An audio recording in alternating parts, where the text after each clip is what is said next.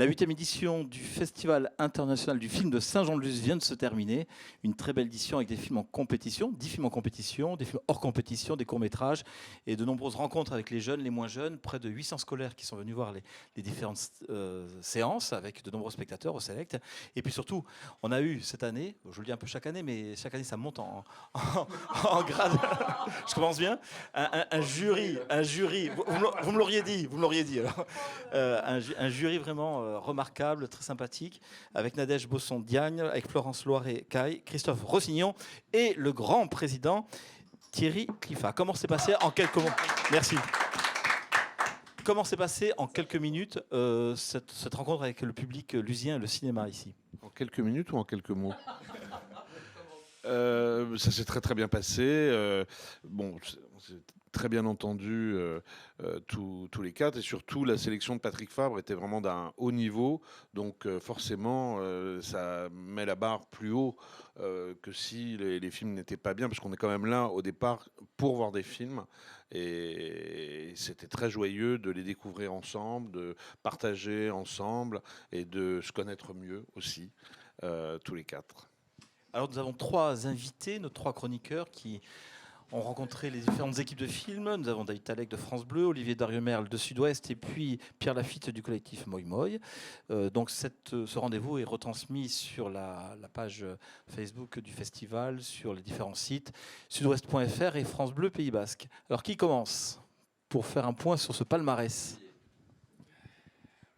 On parle du Grand Prix pour commencer peut-être. Donc le Grand Prix, vous l'avez décerné à Audrey Diwan pour l'événement. Le 2 novembre 2020. Décerné pas uniquement à Audrey Diwan, il est décerné à ses comédiens, ses comédiennes, son producteur qui a été très courageux de produire ce film-là, à toute l'équipe du film, voilà, que ce soit les décors, la lumière, c'est quand même un film qui remonte dans les années 60, etc. Le Grand Prix n'est pas attribué uniquement à la réalisatrice et au réalisateur, c'est à l'ensemble de tous ceux, de tous les talents qui ont contribué au film.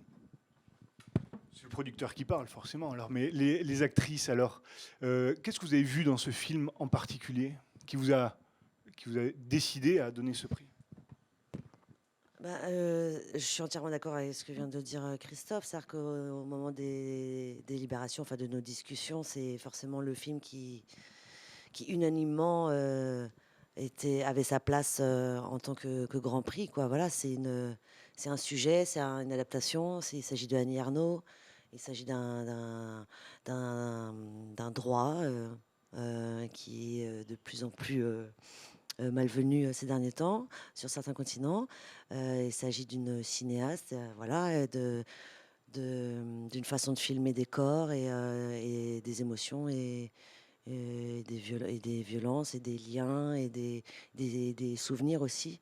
Donc pour tout ça, voilà, je pense que c'est ce qui compte dans le cinéma, quoi. Il s'agit de cinéma et de cinéastes et d'acteurs et de façon de témoigner de la vie, non? Et après, il n'y a pas un regard, parce que vous dites en tant qu'actrice, enfin, on a complètement les mêmes regards. Enfin, il n'y a pas un regard d'actrice, un regard de producteur, un regard de réalisateur, en fait. Il y a un regard d'humain sur une œuvre, et d'autant plus sur une œuvre comme ça, qui est, pour moi, a une portée politique extrêmement forte et toujours d'actualité, quand on voit ce qui se passe au Texas, quand on voit ce qui se passe dans plein de pays, sur les droits des femmes, la liberté à disposer de son corps. On sait que pour justement les générations qui arrivent, c'est vraiment essentiel de montrer ces œuvres. Et puis après, j'inviterai aussi tout le monde à aller lire l'œuvre exceptionnelle de cette autrice qui est Annie Ernaux, parce que vraiment c'est formidable. Et puis aussi cette jeune comédienne Anna Maria, qui est pour moi vraiment une pépite, et je pense qu'on va la voir beaucoup. Donc voilà, donc ça fait du bien. Voilà, moi en tant qu'humain, ça m'a fait du bien de voir cette œuvre, ça nous a bouleversés, et puis voilà, donc on était tous et toutes d'accord, je crois bien. Président. Et parce que maintenant on appelle président. Comme on disait, à vie, à vie. Et je ne réponds plus qu'à ce terme, président. Car vous ne tenez même plus le micro vous-même. C'est normal, c'est mon rôle d'accompagner des talents, des metteurs en scène, et donc je suis à ma place. Non, mais tout a été dit sur ce film vraiment magnifique.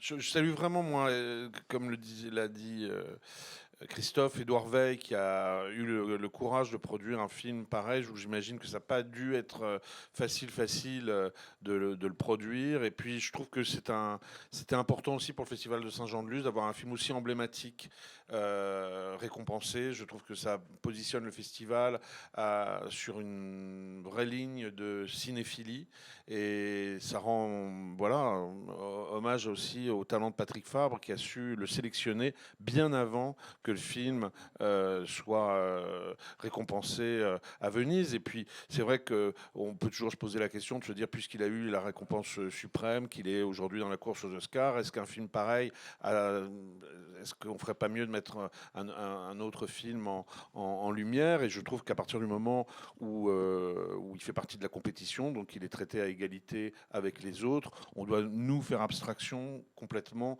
de la notoriété qu'il a déjà. Et c'est un film vraiment d'une cinéaste. Moi, j'avais déjà aimé son premier film, mais là, elle passe vraiment un cap avec c'est ce qu'on disait, un sujet fort. Le film est aussi important sur la forme que sur le fond. Et ça, c'est assez rare pour être souligné avec un vrai contenu politique, d'autant plus, effectivement, avec ce qui se passe en ce moment au Texas et dans plein d'autres endroits. Voilà. Vous venez de dire un mot, et vous aussi juste avant, qui est revenu dans la bouche de quasiment tous les jurés qu'on a rencontrés là jusque-là, c'est le mot politique. Parce que, effectivement, comme vous venez de le dire, ce film-là, l'événement, il est politique, mais c'est aussi le cas de tous les films qui ont été présentés au festival, aussi bien en compétition que hors compétition. Est-ce qu'on observe justement, est-ce que vous observez en tant que professionnel de cinéma que de plus en plus de films ont cette dimension-là et rentrent de plus en plus dans le politique, justement? Moi, ce qui m'intéresse, c'est pas tant que le film soit politique, c'est que le film soit réussi. Et après, il y a toujours plus ou moins un regard politique sur les films qu'on peut faire. Mais ce qui est intéressant avant tout, c'est que c'est un très bon film. Alors après, c'est tiré d'un livre d'Annie Ernaux, qui a toujours été une femme très engagée à travers ses écrits. Donc tant mieux. Mais ce qui compte, c'était pas tant... c'est un film politique, mais c'est un film aussi très romanesque. C'est comme ce film, il pourrait se lire comme un journal. Je veux dire, c'est comme le journal de bord d'une jeune femme poussée à l'extrême. Et ça, c'est ça qui est intéressant. C'est pas intéressant de faire des films politiques pour faire des films politiques. Ce qui compte, c'est de faire du cinéma.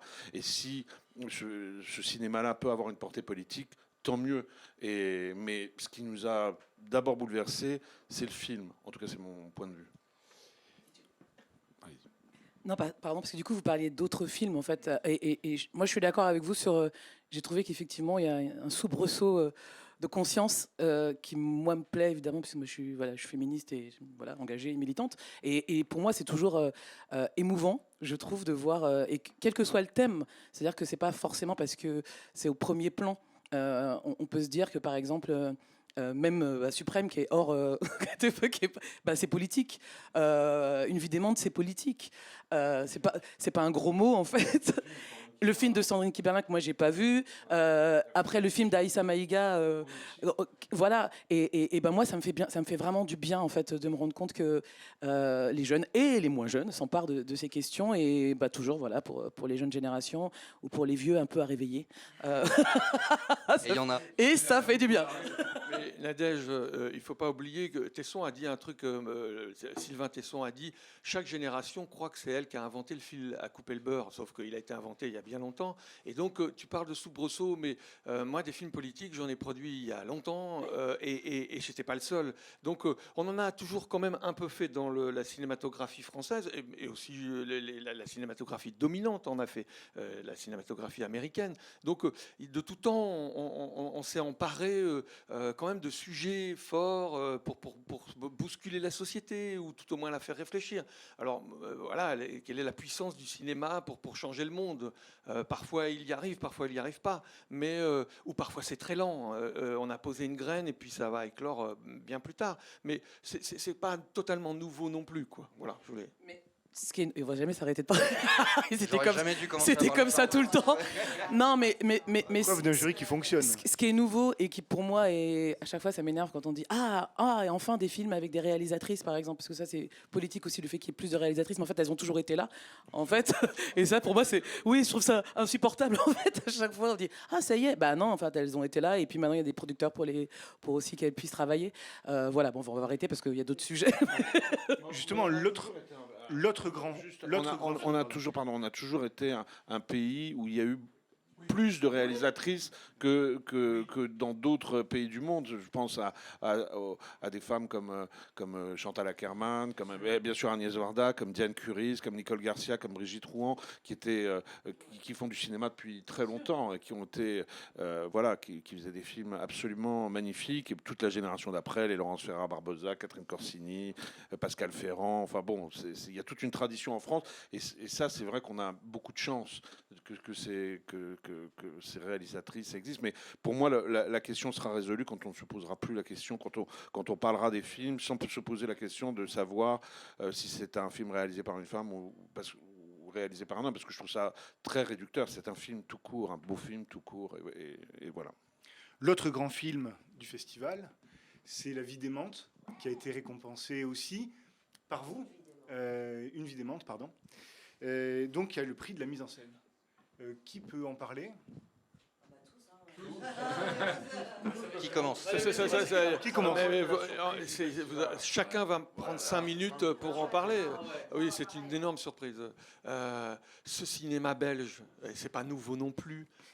C'est pas la première fois qu'on découvre des cinéastes belges qui font des films différents, décalés, en absurdie un peu, et qui s'autorisent, qui se permettent des choses que peut-être on ne se permet pas assez, nous, je sais pas. Et d'ailleurs, tant mieux parce que ça fait leur différence. La méthode qu'elle a utilisée n'est pas nouvelle, elle l'a pas inventée. L'improvisation maîtrisée, l'improvisation travaillée n'est absolument pas nouvelle. D'autres, en France, en Europe, aux États-Unis, l'avaient expérimentée. Mais elle l'a utilisée formidablement bien au service d'une histoire, au service du fond, mais au service de la forme aussi. D'où la mise en scène. Voilà, donc on a été surpris. Patrick a probablement très bien fait de le mettre en fin de festival pour rabattre les cartes, pour dire, vous pensez depuis quelques jours après l'événement que... Mais très malin le Patrick Fabre, très malin. Évidemment, arrive le vendredi matin et boum. C'est vrai que l'événement, en plus, c'était au tout début. Voilà. Donc, mais formidable. Ce film, il a fait l'unanimité, pas que pour le jury, puisqu'il l'a fait pour la presse, il l'a fait pour les jeunes, et il l'a fait pour le public. Normal, c'est bingo, elle a tout bon. Bravo à elle et son co-réalisateur, et à ses acteurs et ses actrices. Vraiment un film formidable. Sort le 10 novembre. C'est un film qui sort le 10 novembre. C'est bien de souligner parce que ça, franchement, c'est un film. Je ne sais pas du tout la lumière qu'il aura quand il va sortir, parce qu'il va sortir au milieu d'une ribambelle de films. Mais c'est un film. J'espère que Saint-Jean-de-Luz va l'aider, puisque c'est un vrai. Il y a l'événement et puis il y a ce film-là qui est un vrai coup de cœur général, qui nous a tous vraiment cueillis. Moi, je dirais qu'il y a j'ai reconnu beaucoup de choses de Kaurismäki, l'esprit de Kaurismäki dans ce film, qui pour moi est un compliment, mais de références totalement digérées. Mais je crois que tout le monde a partagé cet enthousiasme. C'est très rare de faire rire avec des scènes où, a posteriori, on se dit « Oh putain, j'ai ri de ça », alors que c'est absolument tragique, c'est absolument terrible. C'est vrai que le cinéma belge a une liberté, ils sont très libérés par rapport à nous, ils sont très décomplexés, et donc du coup ils abordent un sujet d'une gravité extrême, franchement une des pires choses qui puisse arriver, puisque c'est la maladie, puisque c'est Alzheimer, mais à nous faire rire de façon totalement décomplexée, sans qu'on se dise après, sans qu'on ait à en rougir. Et ça, c'est d'une force formidable. Et les réalisateurs ont beaucoup de talent, réalisateurs, réalisatrices, mais les actrices et l'acteur du film, et les acteurs du film sont éblouissants, quoi. Pendant toute la semaine, Nadia elle nous a fait rire parce qu'elle se lève le... Nadège. Non.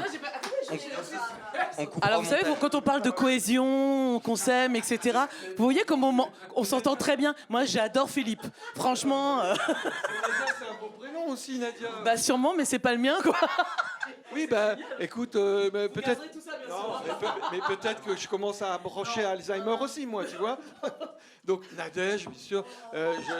En plus, j'allais dire un truc sympa sur elle, et voilà, elle vient de me. Parce que, bon, on reprend. Vas-y. alors pendant toute la semaine, Nadège n'a pas arrêté de nous faire rire. Elle se lève le matin, elle rigole, elle se couche, elle rigole encore. Non, je n'ai pas dit on se lève. J'ai dit elle se lève. Donc voilà. Et là, pendant la projection, tu n'as pas arrêté de rire comme tout le public et comme nous tous. Et une fois de plus, je défends cette communion, voir un film ensemble, c'est-à-dire participer avec un rire commun, parce que ce film, on peut le voir sur un écran tout seul à la maison, pourquoi pas. Mais là, on l'a vécu en communion. On était tous les quatre, on s'entendait rire les uns les autres, et toute la salle riait, et riait parfois de choses, on se disait, mais c'est pas possible, on peut pas rire de ça, c'est dramatique. Donc voilà, je voulais parler du rire, c'est tout, quoi. Donc Nadia Bossondier.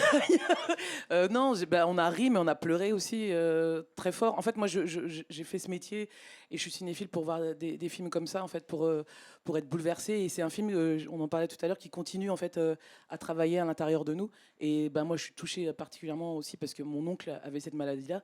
Et oui, et du coup, la scène, j'ai raconté tout à l'heure, la scène où elle sort et qu'elle est... Oui, en plus, je suis en train de raconter une scène, non, c'est pas bien de dire ça. Ouais, pardon. Bref, en tout cas, voilà, donc j'étais touchée parce que je trouve qu'elle a elle et il, parce que c'est une co-réalisation, une bienveillance et un regard extrêmement empathique et enveloppant sur cette maladie, et en même temps sans tabou. Et parce que c'est toujours délicat de montrer certaines séquences et qu'on pourrait être un peu gêné, etc. Et donc, ils vont nous bousculer aussi dans nos limites du regard sur la différence et sur ce qu'est une maladie, ce que ça provoque à l'intérieur de nous. Et puis après, artistiquement, moi, je vais travailler avec ces deux personnes-là. Enfin, c'est-à-dire, je pense que la réalisatrice, hier, je vais parler pendant 2 heures. Les comédiens, c'est incroyable le travail qu'ils font, mais ça fait tellement de bien. Et puis, ce rapport au corps aussi, parce que souvent, je suis désolée, j'ai l'impression de voir des gens qui n'ont pas de corps dans les films. Et donc voilà, bon, on peut parler pendant 2 heures, donc je vais... Ouais, parce qu'on va pas rentrer dans les J'aurais détails. juste poser une question, Florence. Comment s'est passé, comment s'est déroulée la délibération? Est-ce que vous étiez tous d'accord sur les différents prix, sur l'interprétation Du coup, tu masculine, voulais parler aussi féminine? d'une vidémente, non? Et puis vous vouliez me dire, vous vouliez dire que en fait, faut pas donner trop de détails sur les films, c'est ça que vous vouliez dire? non, pas du tout. Ah non, je voulais pas rentrer en détail. On voudrait parler du palmarès en général. On voudrait parler de tout le palmarès, c'est pour ça. Donc voilà. D'accord. Oui, c'est pour ça. Bah, je pense que ça a été assez vite, hein. Ça a été assez vite en fait. Ça a été fait en, je sais pas. J'allais dire 25 minutes, on n'a pas du tout la même notion du temps. En fait. Non, mais parce qu'après, on a bu le champagne. Ah d'accord. Oh mon Dieu. Moi, je bois pas d'alcool, donc je... S'il y a bien quelqu'un qui n'a pas le gosier en pente, c'est bien toi. Oh, j'adore les... elle est pas belle l'expression, le gosier en pente. Oh, il est magnifique. Que dire non, tout était évident, voilà. Tout était évident, on aurait voulu donner plus de prix, mais c'est toujours comme ça, voilà, c'est comme ça, ça fait partie du jeu aussi, mais l'essentiel c'est que chacun d'entre nous soit en accord avec ce palmarès. Ça m'aurait contrarié si vraiment on n'aurait pas du tout eu les mêmes goûts. Si vous étiez encore en train de délibérer maintenant, par exemple. Ouais, ou si j'aurais dû céder sur tous mes choix en fait. Là, je me serais dit, là, j'aurais été absente, quoi. Mais là, on est présent du début à la fin et on est restés ensemble. Et C'est surtout qu'on a vu les films ensemble. J'ai l'impression qu'on a vraiment partagé la plupart des émotions.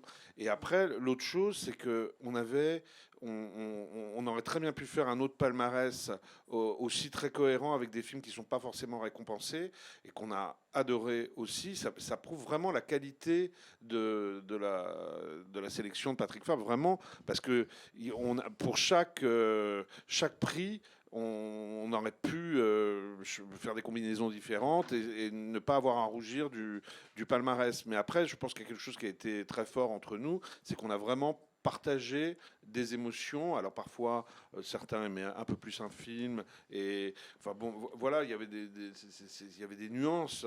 Mais j'ai l'impression que les délibérations elles se sont faites tout au long de la semaine et tout au long des films qu'on voyait. D'abord parce qu'on était tout le temps ensemble, qu'on se parlait tout le temps à la fois des films mais aussi de la vie. Et c'est ce que je disais tout à l'heure, c'est-à-dire qu'on apprend quand même beaucoup à se connaître à travers ses goûts. Donc il fallait que ce palmarès nous ressemble, et je pense qu'il ressemble vraiment à cette semaine qu'on a passée ici. Alors, le prix d'interprétation féminine, vous l'avez remis à Jo 2 heures, l'actrice donc de La vie... Une vie d'aimante, pardon, excusez-moi, encore une fois. Cette actrice, elle crève l'écran, elle est formidable. Est-ce que vous pouvez nous en parler, Nadège? Bah moi, c'est-à-dire que ça fait vraiment très longtemps que j'ai pas été émue, bouleversée, interrogée par le jeu qui n'est pas du jeu en fait. C'est-à-dire qu'elle est et elle incarne et c'est vraiment impressionnant parce que c'est vrai qu'on a un moment où on se demandait si ça ressemble un peu à un documentaire aussi, sa manière d'être en fait. Mais quand après la réalisatrice nous a expliqué comment ils ont travaillé, etc. Mais elle est brillante et j'espère vraiment, parce qu'on nous expliquait qu'elle fait pas beaucoup de cinéma, elle vient du théâtre, et j'espère vraiment qu'elle va avoir des grands rôles parce qu'elle est incroyable cette comédienne. On peut être que humble devant son talent quoi. Enfin, je sais pas comment dire. Je suis encore sans voix, voilà. Je pense qu'elle a accueilli tout le monde, toute la salle. Enfin, c'est pareil, il faudrait des heures, quoi. On ne voit pas le jeu, on voit juste quelqu'un qui est disponible, qui se laisse vivre, qui laisse aller son imaginaire, son enfance, son art, une espèce de art brut. Et c'est très très rare, en fait, de rencontrer comme ça ces personnes, là, enfin, vraiment. Voilà. Mais juste, pardon, je t'ai pas compris, excuse-moi. Non, mais je veux dire, voilà, ce sont des grands, voilà. Oui, évidemment, elle n'est pas dans la lumière, mais justement, elle est pleine de lumière, cette femme, cette actrice, qui met les autres aussi en lumière, enfin, qui leur parle de l'artiste qui est en eux. Je sais pas, on a l'habitude de voir des gens beaucoup se regarder. Elle s'oublie complètement. En même temps, elle est très disponible. Enfin, elle est tout à la fois. Elle est une femme, une enfant, un monstre. Voilà. Beaucoup d'acteurs français devraient voir ce film aussi. C'est exactement ce que j'allais dire aussi. Mais parce que. Et américain, oui. Voilà. Mais voilà. Il y a beaucoup de travail derrière, sa prise l'explique bien. En fait, il y a ça, et en fait, il y a aussi quelque chose. Tout à l'heure, on parlait de la spécificité du travail en Belgique, et j'ai beaucoup discuté avec une des actrices du film, et qui m'expliquait qu'il n'y a pas non plus ce côté star et un peu échelon en fait qu'il y a un peu dans notre cinéma. Et je trouve que ça fait du bien. Et c'est vrai que vraiment, j'invite beaucoup de nos camarades à aller regarder ce film. Enfin. Pour ça, quoi, parce que elle se regarde jamais. Elle se regarde jamais. Et mais ça, c'est lié à la Belgique, c'est lié comment dire, à leur capacité à être plus simple que nous. Tu dis, il n'y a pas de stars, il y a des acteurs très connus en Belgique, il y a des stars, mais ils restent simples. Ils restent plus simples que nous. Et c'est pas que nous, les Français. Le star system américain est un truc qui emmène aussi certaines personnes là-haut, qui sont inaccessibles, etc. Les Belges conservent une simplicité qui est parfois difficile pour nous, pour d'autres peuples européens à conserver. Mais enfin, bon, c'est une vieille vidéo de Benoît Poelvoorde qui explique la différence entre le cinéma. Enfin, je vous invite à la revoir parce que c'est vraiment ça en fait. Parce que je suis désolée, hein, mais et je sais que c'est pas que en France, mais bien sûr qu'il y a des stars. C'est pas ça que je dis. C'est que par exemple sur un plateau ici, quand vous arrivez, que vous avez un petit rôle, ben des fois la star du film ne vous adresse pas la parole. Donc ça, c'est une réalité que moi j'ai pas vue en Belgique. Bon voilà, et on pourrait l'être en fait. Mais parce que c'est toi, président. En tout cas, c'est une très très grande actrice, tout simplement. Voilà. Il y a un film dont on n'a pas encore parlé et qui pourtant lui aussi est au palmarès, c'est Sentinelle Sud de Mathieu Géraud, avec les deux acteurs qui sont absolument incroyables, avec Nils Schneider et Sofiane Kam, qui sont donc pris d'interprétation masculine. C'était tellement dur de les départager tous les deux. C'était impossible de les départager. Je pense que l'un n'existe pas sans l'autre et que ça aurait été très injuste de récompenser Nils ou de récompenser Sofiane sans récompenser l'autre. Il y a quelque chose de très, je trouve, co-fraternel entre eux. Il y a quelque chose qui, je trouve, qui se donne énormément dans cette histoire. Pareil, sans être dans la démonstration, c'est une histoire très forte, c'est un film très fort. Et je trouve que ce qu'ils font avec des personnages qui sont sur le fil du rasoir, c'est très, voilà, très impressionnant et ça aurait été vraiment totalement injuste de les départager. Et on n'est pas là pour... on sait ce que c'est qu'un acteur, et pas seulement les actrices, que ce soit Christophe et moi également. Et on sait qu'un acteur, il y a une part de fragilité. Et je pense que ça aurait été blessant de ne pas les récompenser ensemble. Et puis surtout injuste. Voilà.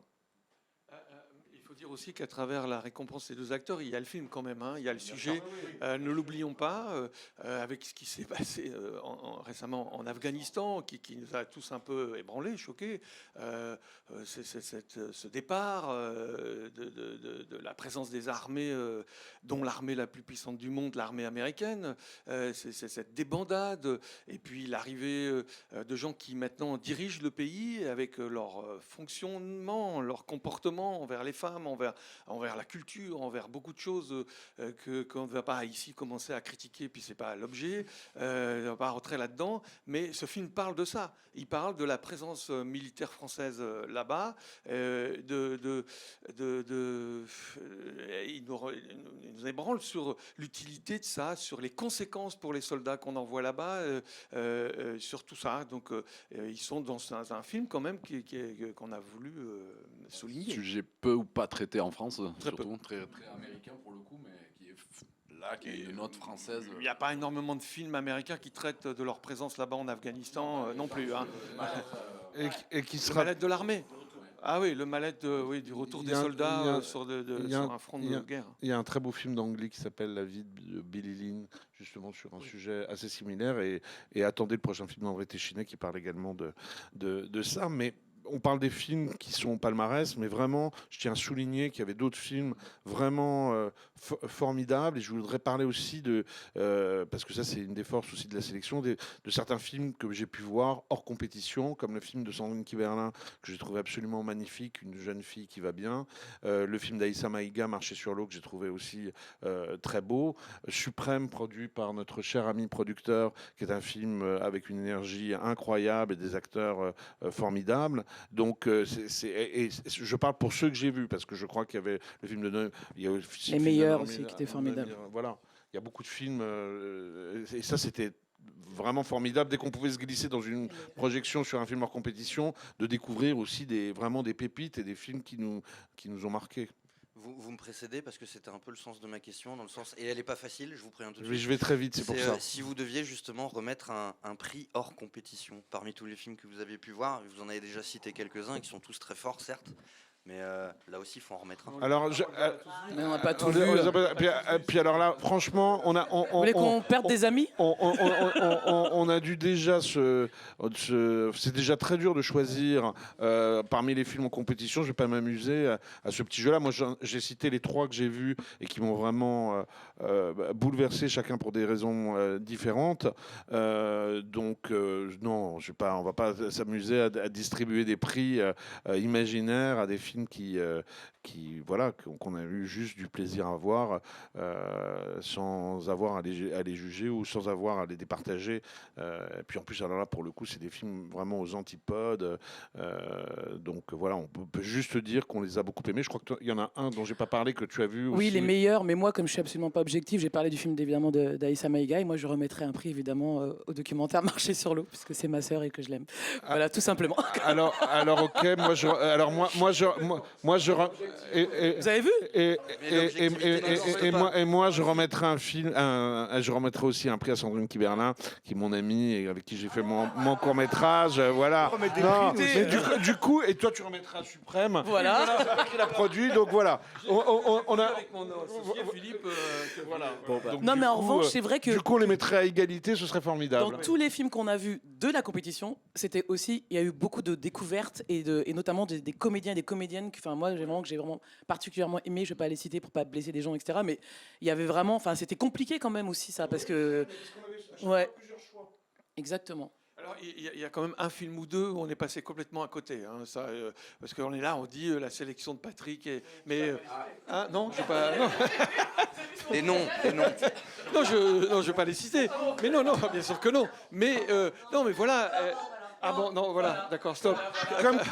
Comme Christophe fait parfois quelques gaffes, Oui, voilà, on va le bâillonner tout de suite et l'interrompre sur ce chemin vraiment très glissant. Oui, c'est ça. Mais en tout cas, on va continuer en off. En tout cas, merci à vous quatre de votre participation, de votre enthousiasme, de votre sympathie. Nous, on doit vous remercier, tous les quatre. Vous remerciez, vous, adjoint au maire. Vous remerciez la ville de Saint-Jean-de-Luz. Voilà. Vas-y, donc, si c'est le reflet de ce qu'on a dit, ça promet. Remercier la ville, remercier Patrick de sa sélection. Je crois que les Lusiens et les Lusiennes ont vraiment beaucoup de chance d'avoir les salles pleines. Et ce cinéma si sympathique avec ces personnes si exceptionnelles qui le dirigent aussi, il faut le dire. Et puis on a été traités comme des princes et princesses. Voilà. Très bien. Et vous le méritez. En tout cas, Saint-Jean aime le cinéma. Je crois que le cinéma lui rend bien. Oui, merci à vous tous. À bientôt. Au revoir. Merci.